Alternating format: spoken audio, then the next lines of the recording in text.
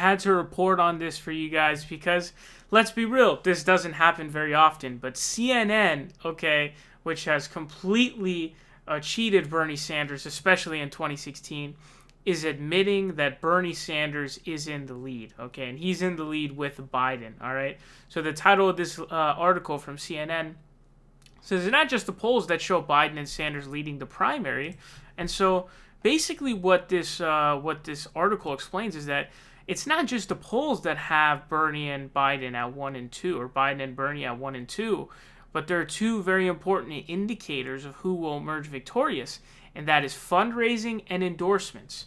And so it says those who lead in fundraising at this point often win. In primaries in which an incumbent is not running in the given primary, 9 of 14 leaders at this point have gone on to win the nomination. Even when a candidate is trailing in the national polls, like Sanders, the leader has won 3 out of 5 times. This includes candidates like Democrat Bill Clinton in 1992 and Republican Mitt Romney in 2012. Biden's fundraising is not anywhere near as strong as Sanders is. He took in $22.7 million this past quarter and about $60 million in the primary so far. But then it says, Biden, though, does significantly better in endorsements. He has 33 endorsements from members of Congress and governors. He scored his latest endorsement from Rep. Abby Finkenauer of Iowa this week, and he's the only candidate to get a congressional or gubernatorial endorsement in the last month. His closest competitor, Senator Cory Booker of New Jersey, has only 13 endorsements. Sanders has a mere 6. Now, Sanders is going to have less endorsements because supporting Bernie is a risk. Okay, if you're a congressional member or governor or whatever, it's not risky to endorse Bernie Sanders or Cory Booker or one of these guys. It's risky to support Bernie Sanders. You have to have balls. You have to have heart. You have to have passion. You have to be a real person. And a lot of these people are just sellout goons, basically. They're establishment tools.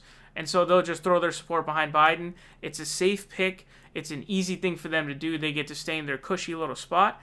And so the reason why Bernie struggles with endorsements is because most of these people in Congress are bought and paid for by large corporations. And that's the main reason why. And to endorse Bernie, you really have to take a big risk. You know what I'm saying? And so that's kind of where the struggle comes in to get those endorsements. This is dating back to 1980. Endorsement leaders at this point have a strong track record of winning primaries. They've gone on to win the nomination 10 of 14 times. When a candidate like Biden leads in the polls and endorsements, they've won 7 out of 9 nominations. Now, what they note here is that basically, this is an interesting one because it says usually the candidate ahead in endorsements is the same candidate ahead in fundraising.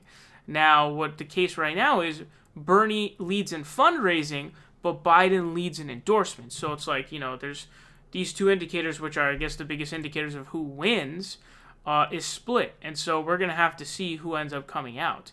Now, hopefully it'll be Bernie Sanders, obviously. Bernie Sanders would be a great president of the United States. And if Joe Biden becomes a candidate for the Democratic nomination, we are screwed. He's definitely going to lose to Donald Trump. The debates between Joe Biden and Donald Trump is basically going to be a dementia-a-thon.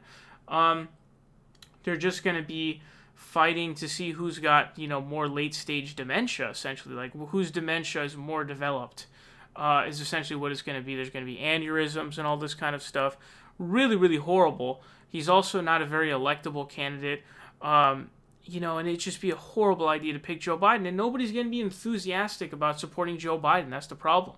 Bernie Sanders will soundly defeat Trump in a landslide by winning back the Rust Belt. He'll also take back Ohio, and he might even take back Florida. And people are going to be energized to vote for him. Bernie Sanders also does well with independents. He also will pull Republicans to vote for him. So he would win, and so hopefully it's Bernie that wins. He's polling well in Iowa and New Hampshire. We need young people in Iowa and New Hampshire to go out in droves. Hopefully that will affect the rest of the race as well, and hopefully Bernie will emerge victorious.